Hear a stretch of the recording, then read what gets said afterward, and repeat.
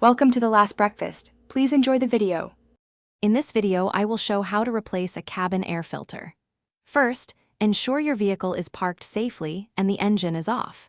You will need a new cabin air filter, which you can purchase at most auto parts stores, and a small flathead screwdriver.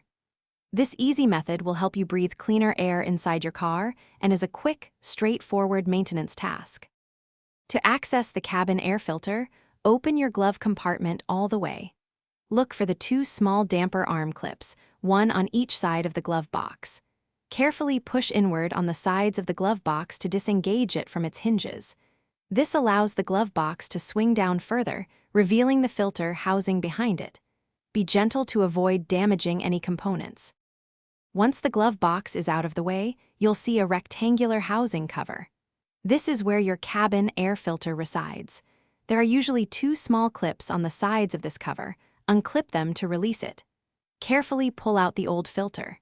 Pay close attention to the airflow arrow on the old filter, as your new filter must be installed in the same direction for proper function. Now, take your new cabin air filter and insert it into the housing, ensuring the airflow arrow points in the correct direction, typically downwards. Snap the filter housing cover back into place, making sure the two clips are securely fastened. Finally, lift the glove box and reattach it by reversing the removal steps. You've successfully replaced your cabin air filter. Thanks for watching. If this was helpful, leave a like and consider subscribing. See you next time.